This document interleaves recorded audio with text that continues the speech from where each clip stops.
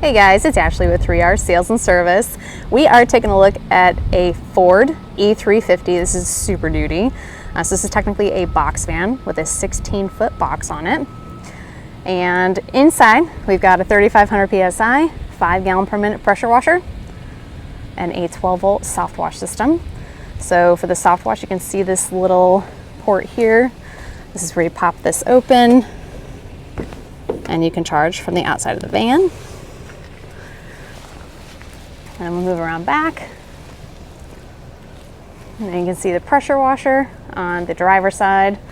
And then we have our soft wash system on the wall of the passenger side. So taking a look at everything from the rear, the pressure washer is a Honda GX 630 with a General T-Series pump, and it's belt driven. You can see those Honda engines are electric start. They do have a fuel pump, so they have an external fuel tank, which is what that aluminum tank is beside it. And we kind of upgraded to the heavier duty aluminum tank instead of like a standard 6-gallon one, like a red poly one that would come with it. We have a fuel access door, so they can fill it from the driver's side, the same side that you would fill the truck with or the van with.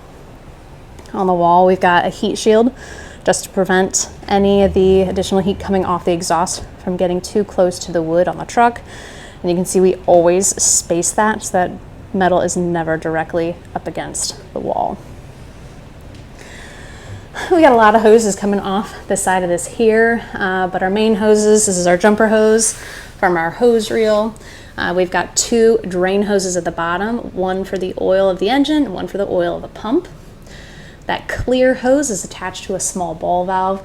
That's what we call our bleeder valve, and that bleeds the air out of the incoming water line from the water tank into the pump head, and that kind of primes the pump so that it's a nice, easy startup. And whenever you have air inside that pump, it can kind of cause issues with burning up the seals if you don't get all that air out. We've got an 11-gallon fuel tank. Does have a fuel gauge on it, so you know exactly how much you have in there. And then it does have the other hose on top. One's for being pulled into the pressure washer. The other one is for a vent so that those fumes are vented outside the box. And then we've got the battery for the electric start on the pressure washer. You can also see that we've got the protective flooring in here. This is going to protect the wood underneath from water, chemicals, any fuel that's spilled, and just extend the life of the box itself. We have a 200-gallon water tank.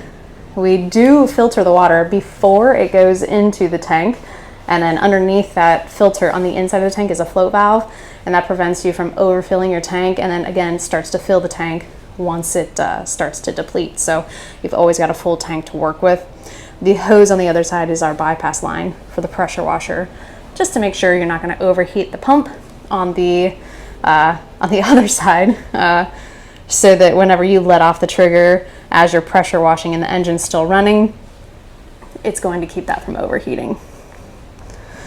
Over here we have our incoming side for the soft wash system. So there's a filter before it goes to the soft wash, and then we've got a tank drain over here. It's a 2-inch tank drain, empties that tank very quickly.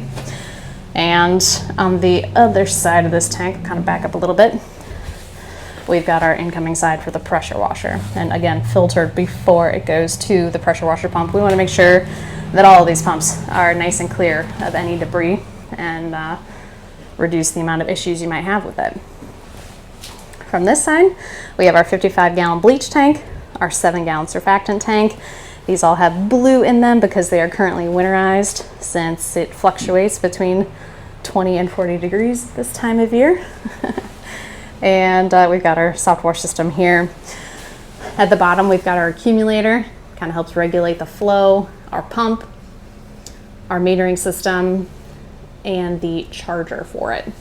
Now the metering system allows you to meter your water, your surfactant, and your bleach. And the nice thing about the bleach is if you're using 12.5%, this little valve is going to tell you exactly what kind of concentrate you're putting on the surface.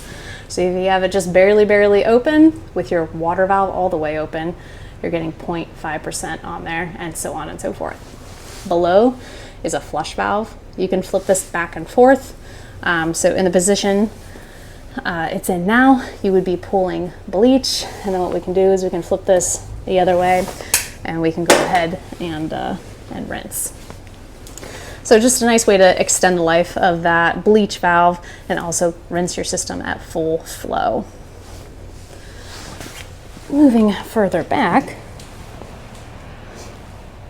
we have a little dip tube assembly that attaches to the soap injector, and the soap injector is attached directly to the hose reel, and this is for your pressure washer. So downstream soap injector mixes the chemical and the water together, and we can pull up to a 20% ratio through this injector. It is adjustable, so you can turn this knob here and change the ratios anywhere from up to 20% draw down to probably about 5%, and completely close it off if it's closed all the way. We have all of the hose reels are Titan aluminum reels. Kind of go in from the back here. I have to apologize, I'm not the one who normally takes the videos. Abby is out of the office this week. It's also cold and flu season here, so on a little bit of limited staff.